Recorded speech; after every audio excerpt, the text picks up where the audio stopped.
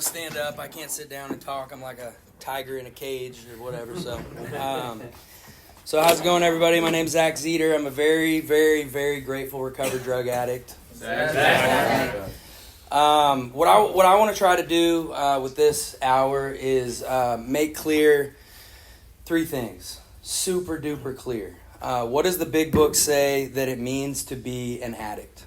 Because I didn't know what that was until I finally got sober and my sponsor explained it to me. I just figured I was an addict because I did a lot of drugs, and went to a lot of rehabs and almost died a bunch of times. And that was the best answer I probably could have gave you, And then two, ask the question, do you think you are one?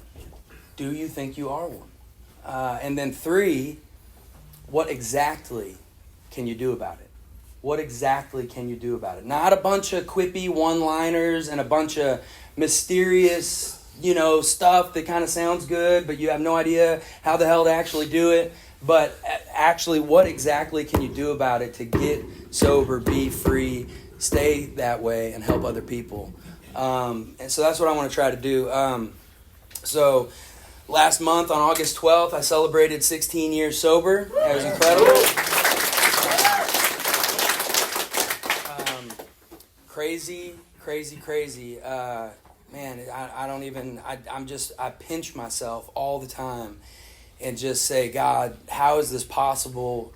Why have you been so good to me? I don't deserve it. I don't understand it. This life that I get to live, and it's not always easy. I'm not going to even try and pretend it is, but it's beautiful and it's amazing. And but before I got clean, I was in and out of the rooms for about 7 years.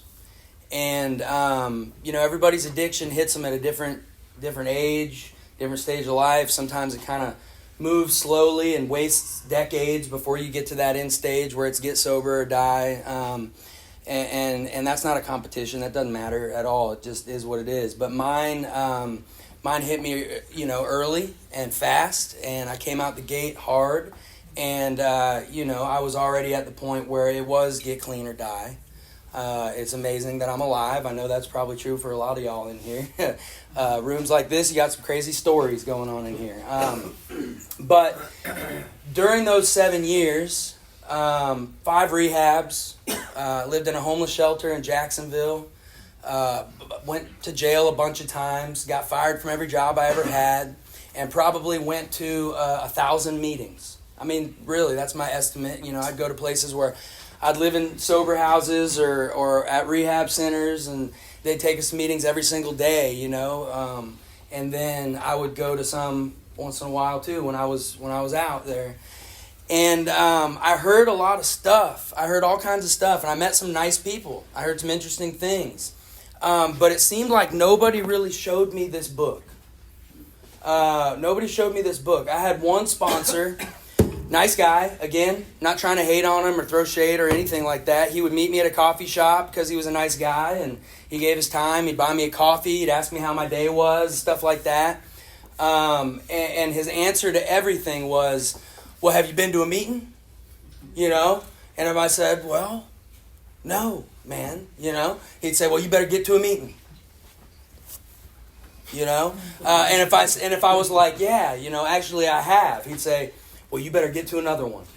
You know what I mean? And basically, he painted this picture for me that somebody as sick as me might have to go to like 2, 3, 4, 5, 6 meetings a day for the rest of my life if I even had a shot of staying clean. And I'm like, dear God, I don't know what that's gonna be crazy, man. 6 meetings a day for the rest of my life. I don't know. And he would say stuff to me. Like, he wanted me to prove my willingness to him by doing 90 meetings in 90 days and staying sober before he would start me on step 1. Well, for those 7 years, I never made it 30 days clean. So basically what he was saying to me is the opposite of step 1, which says that's what I can't do, right? I can't stay clean. And he wanted me to stay clean on my own willpower to prove to him that I wanted to be clean before he would show me what I need to be able to stay clean. Make that make sense. It doesn't make sense to me. Maybe you've heard this one at a meeting. You go to a meeting and they say, don't drink or don't use and go to meetings. Anybody ever heard that one? Yeah. When you say that to a newcomer, you know what you're saying to them? Just don't use and go to meetings. You're saying to them, just don't work step one. Just don't work step one. Step one says I'm powerless over using and my life has become unmanageable. Powerless means no power. That's what it means. Zero. None. I don't have any. And you want me to exert my willpower, which the book says doesn't go far enough, and stay clean before you show me how to stay clean? It just didn't make sense. Another one, and he had me doing all kinds of weird stuff, like brushing my teeth with my left hand because I'm right-handed, and making my bed, and getting on my knees and saying prayers. Some of that's good stuff. I say a lot of prayers these days, but it wasn't keeping me clean. And he told me that meeting makers make it, and I would hear that all the time. Now, I know what people mean when they say that. They're not trying to kill you. They're basically saying people who stay involved regularly have a better chance of making it. To that, I would agree. Sure. But when you've made it to 1,000 meetings and you're not making it, man, and they keep telling you that meeting makers make it, and you keep going to meetings and you keep not making it, it started to piss me off, is what it started to do.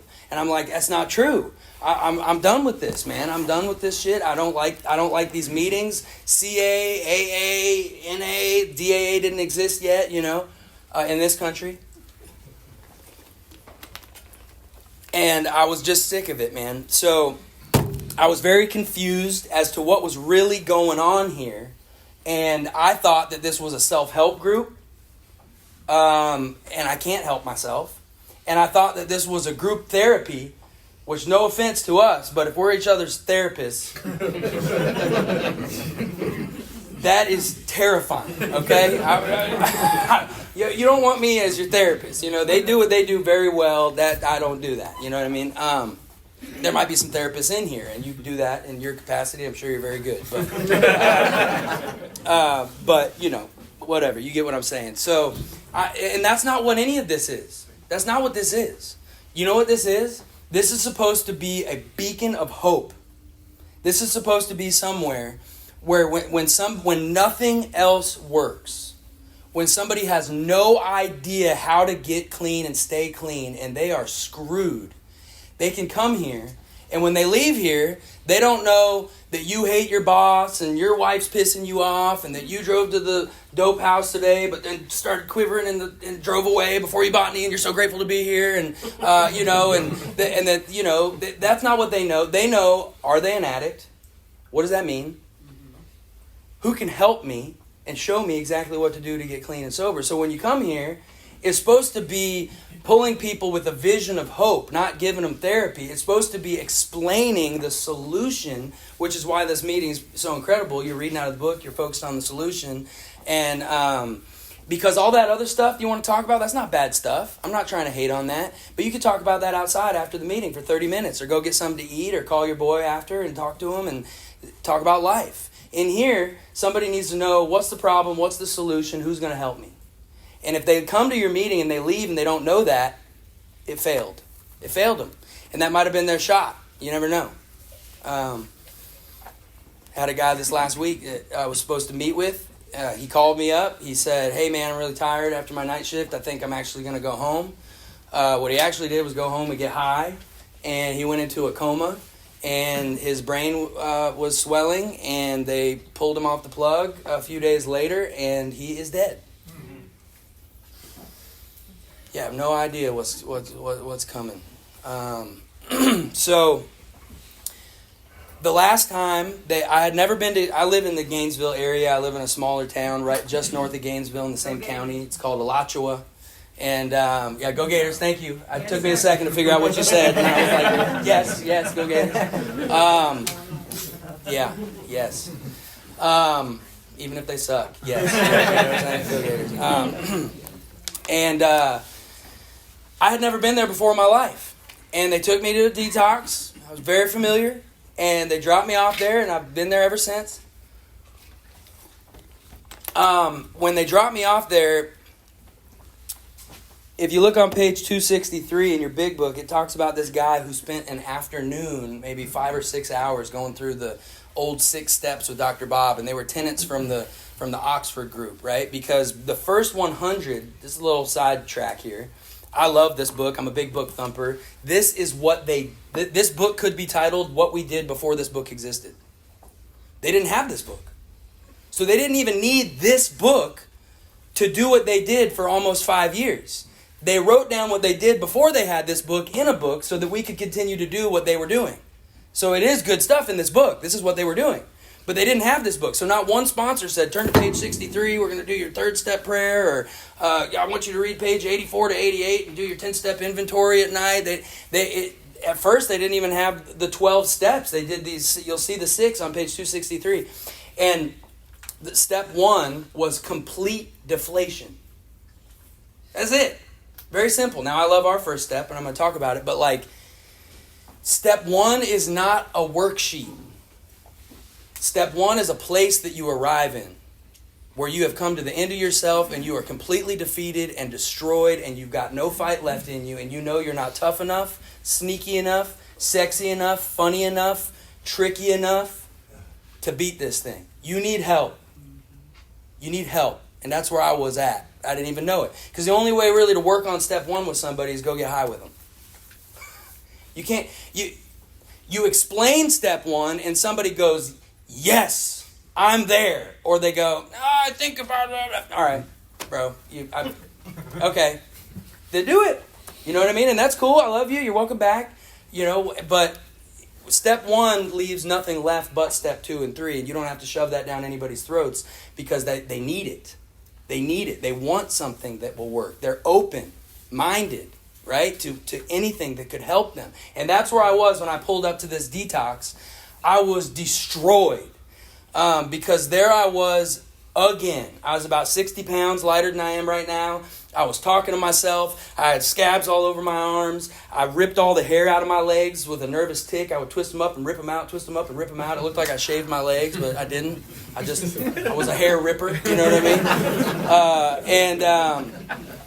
mean? I was literally talking to myself and freaking people out, and I was that dude, man, at the gas station that if you saw him, you kind of go, sweetie, come over here. Let's get away from that strange man, with his shirt off, walking through the thing, dude, that was me. And so they take me to the detox, and I'm like just staring at the wall. I felt utterly hopeless. And I'll tell you why I felt hopeless is because I knew I was defeated. I knew you didn't have to give me the talk anymore about why drugs are bad or convince me that they were going to lead to my destruction, or tell me, what you tell middle schoolers, if you start getting high, you might have a little bit of fun, I'm not going to lie, but, then you're going to go down a dark path, and I was very familiar with that dark path, you know what I mean? And I knew that. Man, it was bad. And, but I also didn't think that there was any hope of my recovery. None. And so I didn't really see the point in anything. I already knew what they were going to. I'd been to 5, at that point 4. I was about to go to my 5th treatment centers, and they had never permanently treated me. The book says there's no treatment with which we're familiar that permanently eradicates this thing. Anyways, by the way, treatment's good. I needed it. It saved my life. If I didn't go there and get in the bubble and get protected for a few months and stay clean and get the opportunity to get plugged in to this, I probably wouldn't have made it, okay? So I'm not knocking treatment. I'm just saying the treatment center isn't what saved my life. I do love those people, and they were part of my life-saving whatever, experience. But they were great, and it was probably the best rehab I ever went to. But and so I'd done that. It never worked. I'd watched all the videos, man. I'd heard so many different people like me come in, and I was angry, man. I was so angry, and I would look at these positive people that would come in to speak about sobriety, you know what I mean? And I would just be like, get the hell out of here, man. You're either lying or you're not like me, bro. Because if you were like me, you wouldn't be up there and you wouldn't be sober. And I don't want to hear about how you took ecstasy in 12th grade 3 times and then started going to the gym and drinking fruit smoothies. And, I'm freaking dying here, man, you know. And so I was completely defeated by this. And but there I was. Again, and I said, all right, man, I'll come in here. I remember I lit a cigarette inside the thing, and the nurse was like, hey, sir, put that cigarette out. And I went around the table this way, and she around. Like, you know, it was crazy, dude. And it was awesome. It was awesome.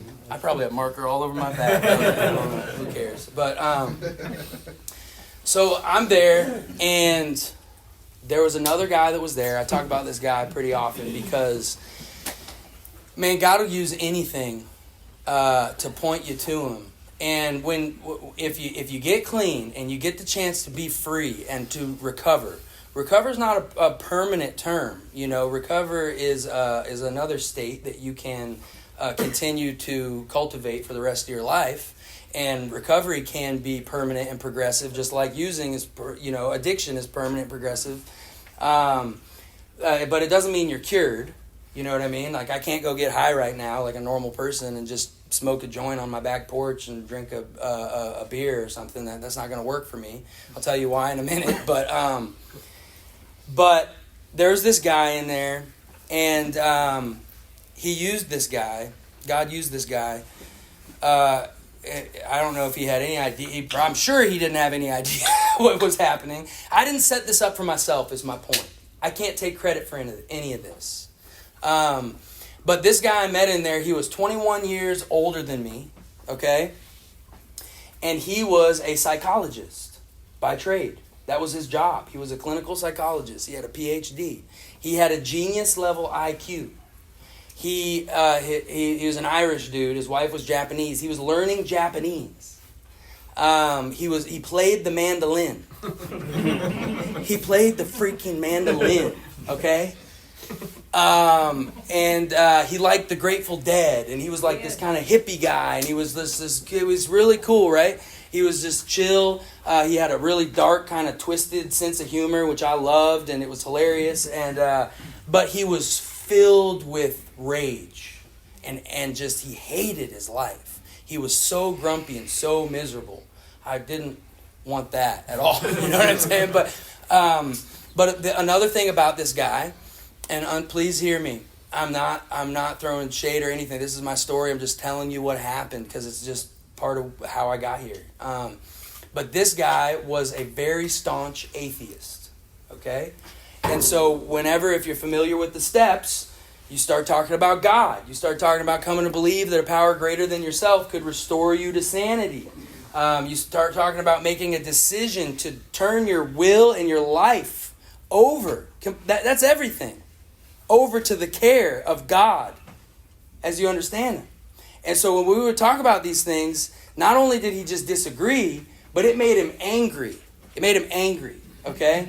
And so he was always disrupting groups. He talked me into going to the rehab after detox. We got there on the same day, and I said, I don't know if I'm going to go, bro. I've been to a bunch of these places, man. They don't work. And he's like, well, do you have anywhere else to go? And I said, well, no, I don't, live anywhere or, own anything or, so I guess I'll go, So I go with him to the place, and he would get angry during the groups, and he was so smart. He was so smart. Not smart enough to save himself. He had acute pancreatitis and was on a liquid diet, and his family fled back to Japan to get away from him and left him at an ABC store on the curb with poop in his pants and puke on his shirt, so he wasn't that smart, but he was so good at talking. He was so good at talking, and he would pull people aside that would start to get excited about seeking God or cultivating a relationship with God. And he would take them to the side and he would just pop their spiritual bubble and make you feel in about 45 seconds stupid for even considering the fact that there might be some invisible spirit that was going to help you stay clean. Which is twisted, you know what I mean? That's messed up that he would do this, but that's what he did. And so they said, man, look, you don't have to agree with everybody, but can you just just wish the best for everybody and just kind of let people have these groups and just stop doing this in group and being so disruptive. And anyways, he got out of the rehab before me for some reason. I don't remember the details of that part, but he left about a month before me. And we had a room phone. You guys remember house phones? That plugged into the wall with a cord on them? Yeah, it was one of those. And he called me up one evening, and he was all fired up. I have until 8. Okay, I just wanted to keep on track. He was all fired up, and I said, "What's going on, brother?" And he's like, "I'm working the steps." I said, "Really? You're working the steps? Man, that sounds cool." I was like, "Well, I've had a bunch of sponsors to tell me to brush my teeth and that won't work the steps with me and tell me to go to meetings and whatever. But what do you mean? Can you tell me what you're doing? How are you working the steps? Are you reading? Are you writing? Are you whispering your most intimate secrets? Are you, what are you doing? I'm really curious." And this guy who had the same sobriety date as me, but was working the steps, proceeded to tell me, he's like, "Hey, you know that book, that blue book, the big book?" I was like, "Yeah, I know the big book." He said, "Well, my sponsor told me that's our basic text. So it's like if you were in a math class and they gave you a textbook. The instructions on how to work the steps are actually in that book." And I was like, "Are you kidding me, bro? How can you go to 1,000 meetings and 5 rehabs and not know that?" I want to say it's sad or funny, but it's actually horrific. It's actually horrific. I don't understand that at all. But and I, you know what I thought this book was, and I'll admit to you, obviously, I had never read it. You know what I mean? So that's part of it. That's on me. But I thought that this book was a book that somebody would sit up here and flip through and just go, "We're going to read this paragraph, and it'll be our topic for the meeting." And a lot of meetings I went to, they didn't even use the big book. They used other literature and meditative morning things and just not bad stuff, but they didn't really talk about what the basic necessities of what's in this book. And so I was like, "Man, that's cool." And he said, "Yeah, where it says read, we read, and where it says write, we write, and then where it says pray, we pray." And I was like, "So you're praying, is what you're telling me?" And he said, "Yeah, I'm praying." And I was like, "All right, man, you're freaking me out a little bit. You know what I mean? You're freaking me out a little bit. I don't know what's going on here, what you're about to tell me." And he said, "We just did my 5th step." And I said, "What? You've only been gone for 3 weeks. What do you mean you did your 5th step?" Because I had always heard that you had to work on your 4th step, which is, your list of your resentments, your fears, your sexual misconduct, and your part in it and how it affected you and all this. I was told that you had to work on that for a year. That you had to ride around with a little pad on you, and anytime you thought of anything else that had disturbed you or something, you would open it up and add it to the list, and that it could take weeks to go over it. And I'm like, "What are you talking about, dude? This is blasphemy, recovery blasphemy, And he's like, "No, man, my sponsor, he's awesome. He's been sober for a while. He's showing me this. It doesn't say that anywhere in the book." And I was like, "Really? It doesn't?" He's like, "No, it doesn't say anything about anything like that in the book. It says now and next and words like that." And as a matter of fact, he said, "My sponsor told me You could do the steps. Dr. Bob did them in a day. You could do them in a few weeks, couple days, maybe couple months. But he said his sponsor told him that if you had not gotten through the steps and were already sponsoring others, sometime between 30 days and 6 months clean, that your chances of making it to a year of sobriety started to drastically decrease. And I was like, so you got to do the solution to stay sober. Wow, you know what I mean? And I'm like, dude, you're blowing my mind. And then this is what he said that got me intrigued. And then we'll turn the corner here and I'll tell you about my experience with it. But he said, I think I'm having a spiritual experience. And I'm like, listen, dude, I know you had an alcohol problem, but you know you can't like take acid, right? You know what I mean? Like what are you talking about? And he's like, I'm just telling you, man. I don't know what it all means, but something's going on, and it's changing me and how I feel, and it's making me feel like I've grabbed a hold of something amazing that could actually work, that could actually help me stay clean and sober. And I'm like, all right, man, I don't know what you're talking about, but I want to try that. I want to try that before I die, because I've seen so many therapists. I've seen so many psychologists. I've been on and off all the different meds. Nothing wrong with meds if you need them, but they never help me stay clean permanently. I've tried it for my mom and dad. I've tried it for my sisters and my nieces. I've tried it to save my own life. I've tried it for my own freedom. I've tried reading self-help books and watching YouTube positivity videos and moving and changing my phone numbers and, all the stuff it talks about in the book, all the stuff we've tried. I've tried all of these things, man, and nothing has ever worked. And I'm through the phone right now. You are giving me a glimmer of hope, of a possibility that something might actually be able to help me, because I'm watching it help you right now, and you're freaking me out, but I want to try it. So I meet this guy at a meeting, and I was like, hey, how's it going, sir? I would love it if you would be my sponsor and try to work the steps with me. And he's like, well, I got about 7 sponsees right now. Let me get you this other guy. I said, whoa, all due respect, I need to do an experiment.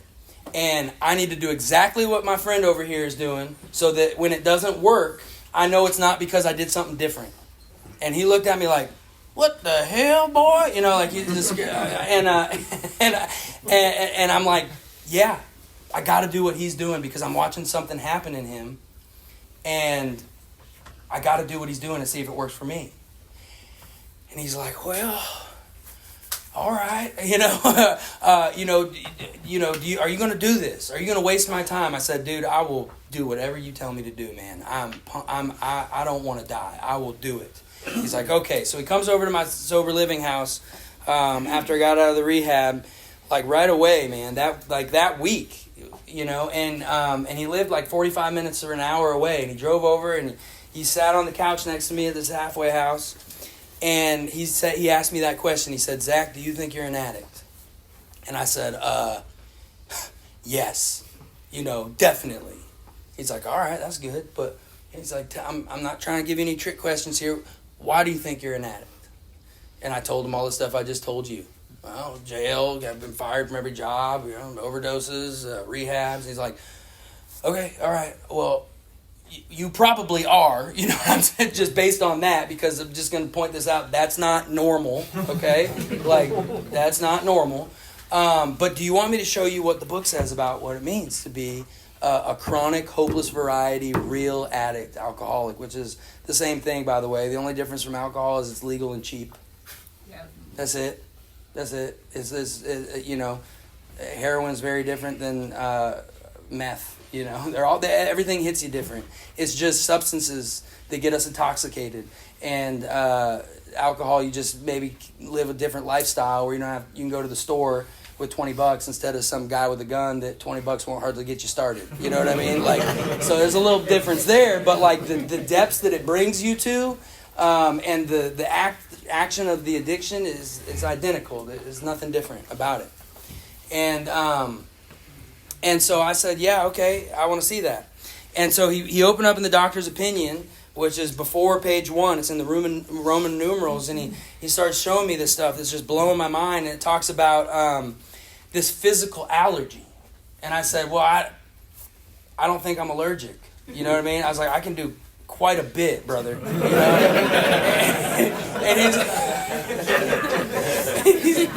and he said, no, that's not what I'm talking about. I'm talking about an abnormal reaction that only happens to maybe 8 to 10% of the people in the world, and the other people, it doesn't happen to them ever, and they don't know what it's like, and they never will.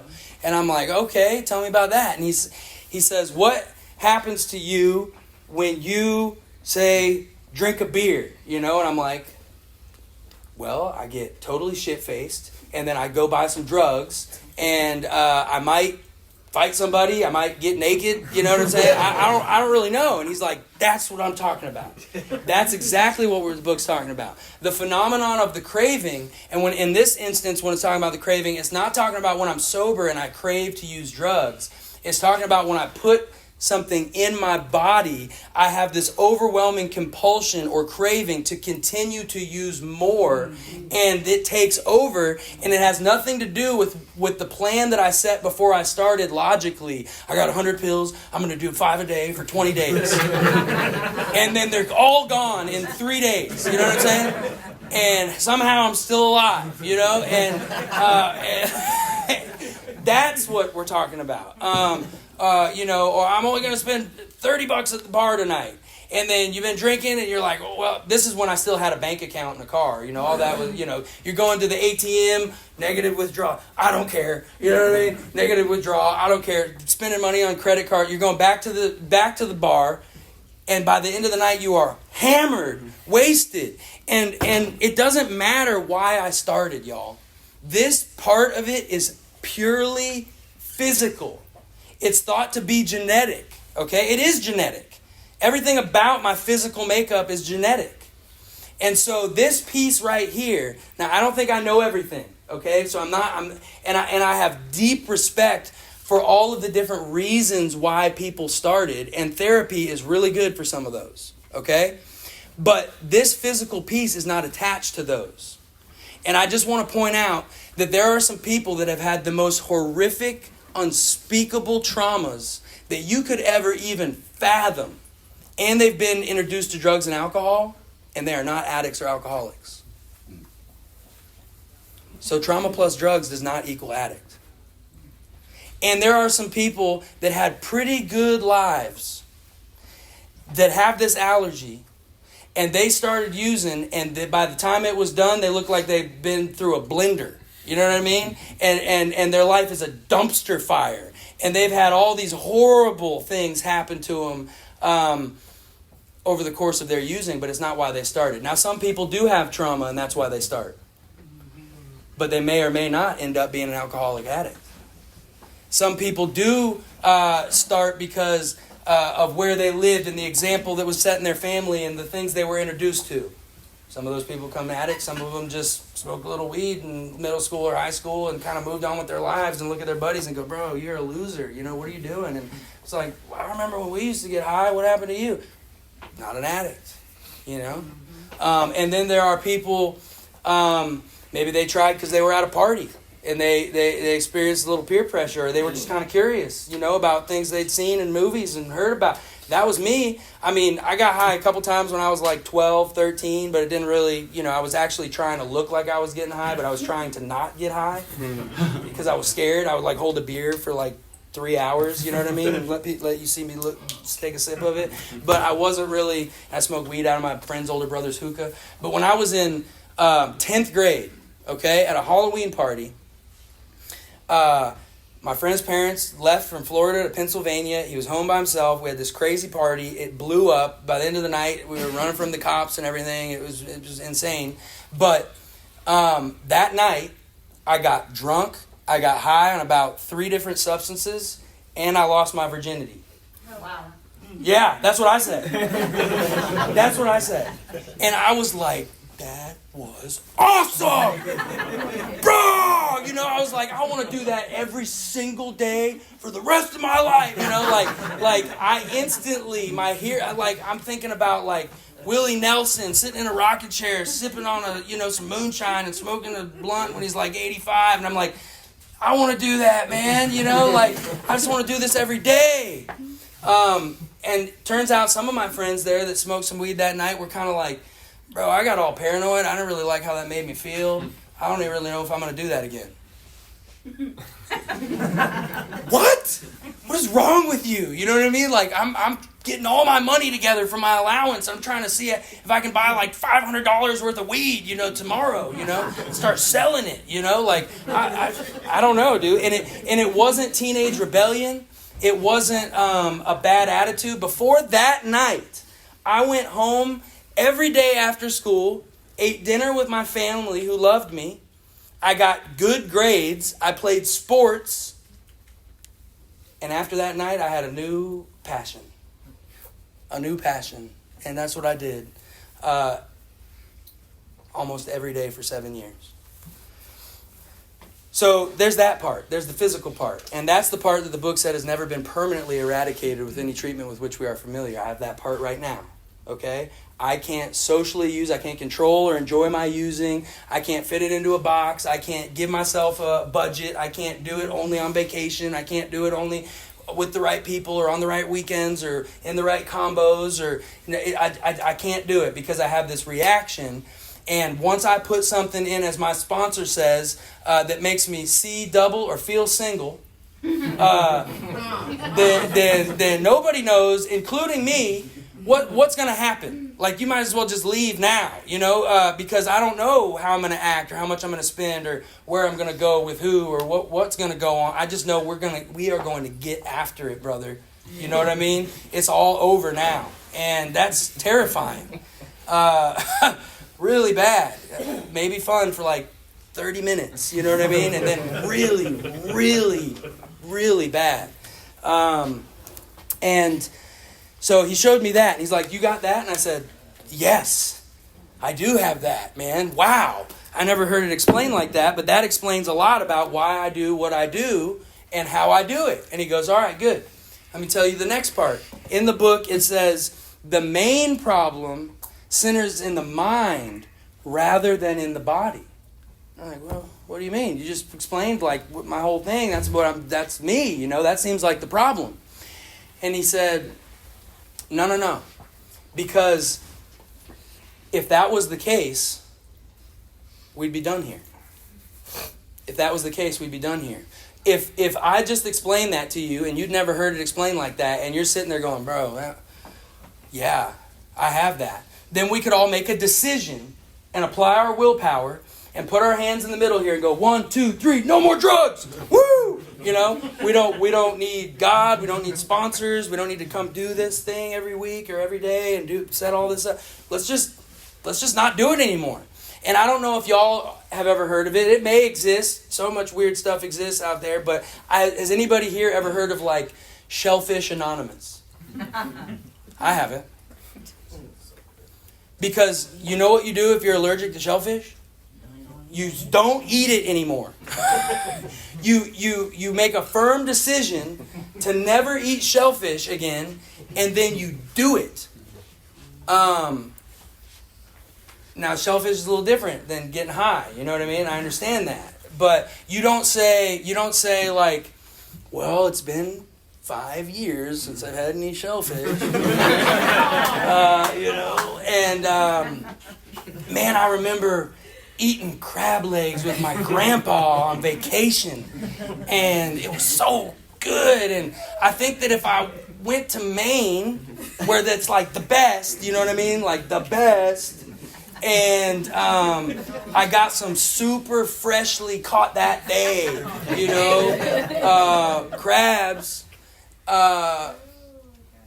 Maybe I could have some, No, you don't, just maybe like just a few, no, you don't. That's insane, right? It's insane. And that's why the mental part of this, step 2 is came to believe that a power greater than ourselves could do what? Restore us to sanity. This is the insanity of using. And it is nothing short of it. people would literally look at me and be like, dude, how many times are we going to do this, man? This is nuts. Were you lying last week when you came over here and you were crying and, help me. I don't want to get high anymore. I swear I'm going to rehab. And now you're tweaking out of your mind. You know what I mean? And like, what? Are you insane? Actually, yes. You know what I mean? Yeah, actually, yes. This is a 3-part illness, and part of it is mental illness. I'm Zach. I'm a mental patient. You know what I mean? But the funny thing about this mental illness is it's focused on this obsession. It's like OCD or something of that nature, different, right? But like where you have this obsession and this insanity to continue to do this over and over again. The book says we've lost the type of defense that keeps one from putting their hand on a hot stove over and over and over again. We can't learn our lesson, which is another lie that you'll hear at a meeting. I went to a meeting one time, and this old guy said, son, how you doing? Nothing wrong. I hope that I can be that one day, so I'm not making fun of him. But he said, son, how you doing? And I said, well, not so good, man, And he said, well, you just must not have reached your bottom yet. Mm-hmm. And I was like, well, last week, I almost died naked, covered in puke at the bathroom in my homeless shelter, so like, what's my bottom here? What are we waiting for? Do I have to actually die and not be resuscitated? I will be sober then, you know what I mean? Like, I don't know. I don't know. And so I'm going to tell you that there is no bottom that permanently keeps an addict sober.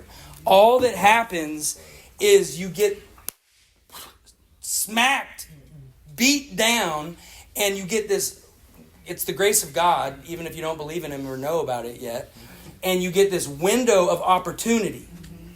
And you don't know if that window is going to be open for 3 hours, 3 days, 3 weeks, 3 months. Nobody knows. But when that window is open, you better put this through it. Because it's going to close. It's going to close again. The question is not if, but when. You will use again if you're like me. Okay? And even the most ferocious, horrific, terrifying experiences, I've never seen them keep anybody sober for, years and years without doing anything about their recovery if they meet the criteria for the real hopeless variety chronic addict and alcoholic. Now, if that does teach them their lesson, then that is a good thing, but they are not like me, and they are not what this book describes. And that is a different thing, and that's okay, right? There's a lot of people that end up in these rooms because they got a couple DUIs or because their mom found some coke in their sock drawer, you know what I mean? Or because they're going to get divorced if they don't stop drinking so much and eating pills or something like that. And they come in here and they go, oh my God, I've never been to a rehab or had to do all this weird crap with chips and readings. And, you guys are all freaking me out. You're very nice. Thank you for not killing me. But I just guess I'm going to move on with my life and just stay sober. And then they do that. And their talk might be very different than mine is about what you might need to do to stay clean and sober and how they achieved that sobriety, right? I am who the book was written for. And so this obsession and this insanity is what is in the mind. And I do the same thing over and over again. I flushed $1,000 worth of coke down the toilet one time. I had a mental breakdown. I'd been up for a few days. I was punching myself. I didn't even want to sell it or give it to somebody. I was convinced that it was evil and I wanted it off the face of the earth. And I flushed it down the toilet. And I was raging and everything. And then I finally, after a long while, came down, passed out, slept for like 18 hours. And I woke up and it was like already getting dark outside like the next day. And I was very angry that I had flushed that. Very. And I was trying to find something in my apartment, even if it didn't belong to me, to go take to the pawn shop to try to get $50, $20, And that's insane, man. You know what I mean? And that it wasn't in my body, so that was the insanity. Now, the third part, does anybody have that insanity, by the way? Okay, all right, we're good. About the physical part. Okay, all right, bunch of us, woo! That's good. Welcome to it, right? The third part is spiritual. And the book says that when the spiritual malady is overcome, we straighten out physically, or mentally and physically in that order. Has anybody ever read that? When I read that, I said, the spiritual malady. Do I have that? What does that mean? You know what I mean? What are we talking about here? I'll tell you a few reasons why it's a spiritual malady. I remember they did this intervention on me one time. I'm going to go as fast as I can, see if I can do this in 10 minutes. They did this intervention on me one time, and I was high during the intervention, so I felt like a rabid possum, you know what I mean? Like I mean, really seriously, I was ready to like wrestle my grandma if I had to. You know, I'm like, I'm not doing anything you tell me to do, brother. I got somewhere to go right now, you know? And they tricked me, you know? And came around to my mom, and she held up this picture of me from when I was 14 playing baseball. And I'm looking at this picture, you know. I'm looking at this picture, and it's me just standing there with a bat, you know what I mean? Like for my picture day on my baseball team. And I'm like, oh my God, you know, I don't get that out of here. I don't want to see that, but I'm like, that is me, I guess. I don't think that's not me right now, but that apparently is me. And my mom said, we want this boy back. I don't know what you've done with him or who you are, but you are not my son, and I want him back. You don't treat us the way he treated us. You don't talk to us the way he talked to us. You don't smile the way he smiled. You don't do anything he did to enjoy himself. I want my son back. And I'm sitting there and I'm thinking, you know, I'm really glad I didn't eat any acid before this, because you are freaking me out. Like my mom's telling me I'm not me, right? So who am I? Well, I mean, I don't know, you know, and it had stripped away everything worthwhile in life, and I was in complete bondage. And I realized in that moment that all that I existed to do was get money and buy drugs and get high. And I lied to people, and I hurt people, and I stole things, and I was an unhinged animal.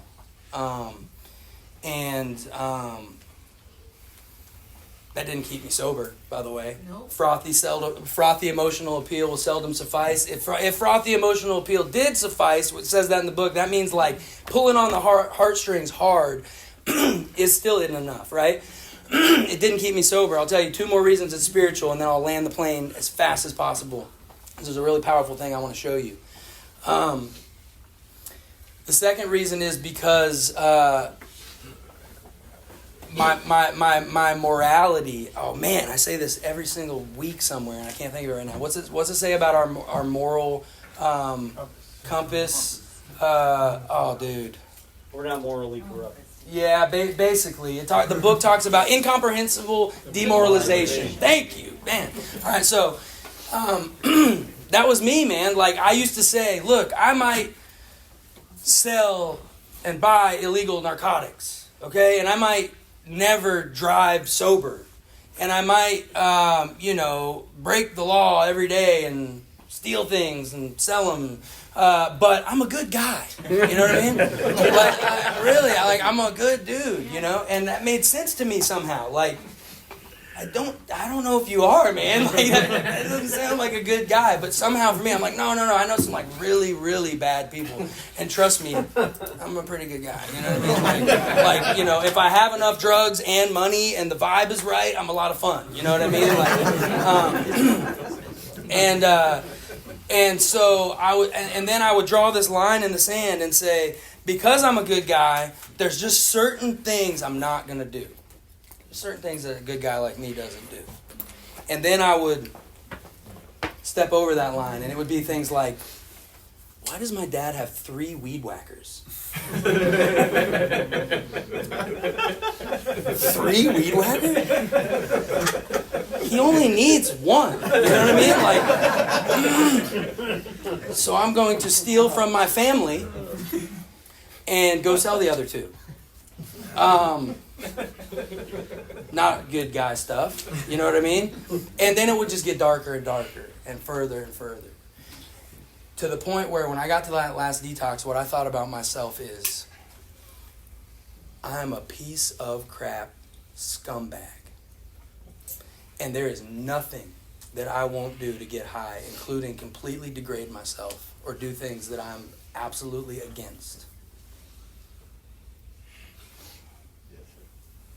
That's not good self-esteem, you know what I mean? And that is part of why this is very, very spiritual. And I'll tell you the last reason it's spiritual. Because I didn't even realize it, but it had become an idol in my life. So I actually worship drugs and alcohol. I didn't have a shrine. I didn't get down and pray to my drugs before I did them or anything like that. But they told me where to go. They told me where to spend my money. They told me who to go around and who to avoid. And guess who I avoided? Everyone that cared about me and wanted me to be happy and healthy. Because they stood between me and what I worshipped. And none of the people that I was around ever came to my court dates or to visit me in the hospital when I woke up or to see me at the shelter or rehab. They were never there. It was all the people that I ran away from that just kept coming. For most of it anyways.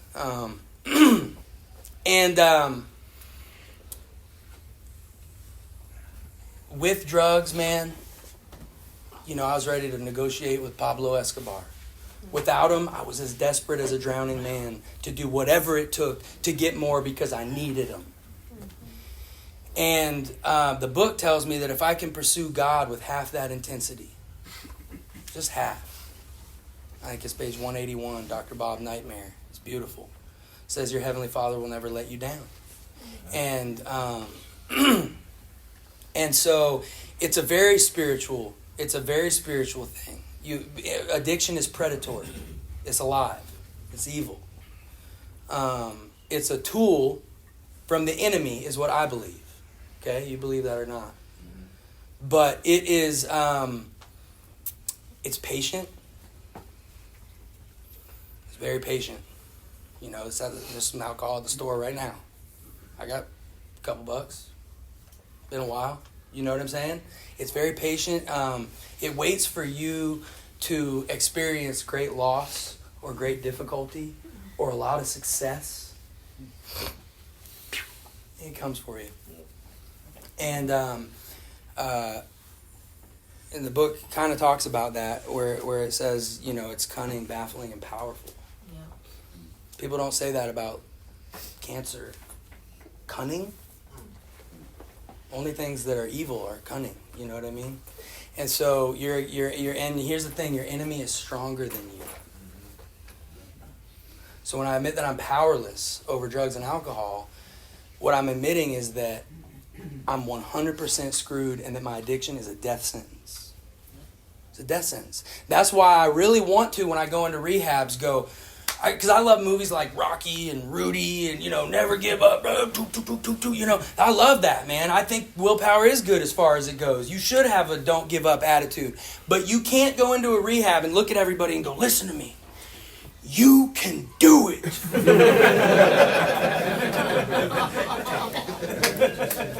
Because the truth is, no, you can't. You know what I mean? You are going to die. You know, like, I mean, that's scary, man. You know what I mean? Like, whoa, brother. But the good news is that right after all that darkness of step 1, in step 2 instantly floods in hope and the flimsy reed that turned out to be the hand of God and the possibility of connection with your Creator and the most powerful force in all of existence that is the only thing that is more powerful than your addiction. And nobody's going to make you do that or shove that down your throat. But they're going to offer it to you like a free gourmet sandwich and say, this saved my life. Do you want it or not? Nope. Okay. Come on back if you're still alive. I love you. But yes, let's go, brother. And you can believe that this can help you. And then you can make a decision that's very logical. And if this is the only thing that can help you, I'm going to turn everything I have over to it like I turned everything I had over to drugs. And I'm going to follow it by doing the rest of the steps. And then I'm going to tell as many people as I possibly can. Right.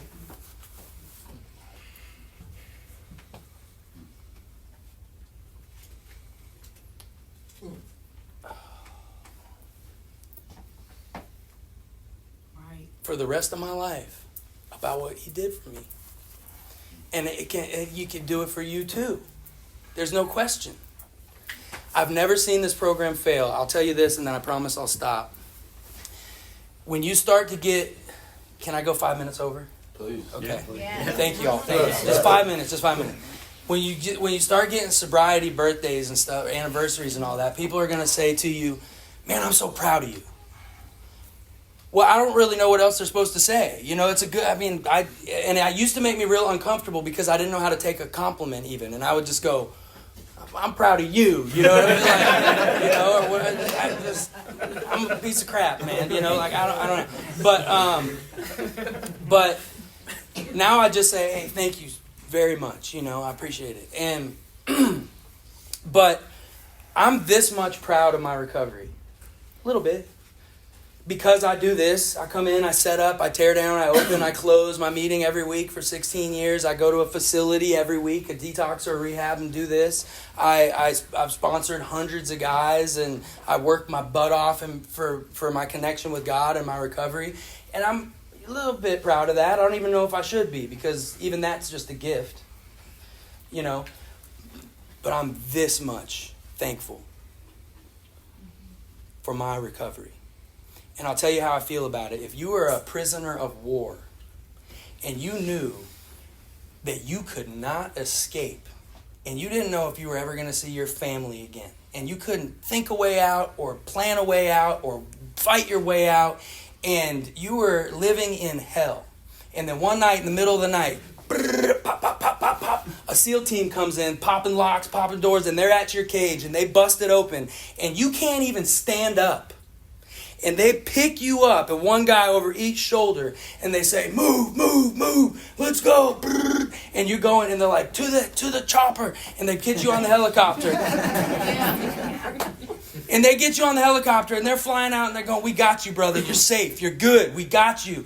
Give us some medical attention. You're going to see your family. That we're going to call them right now, and you can talk to your wife right now. How do you feel? Would you say, I'm just so proud of myself.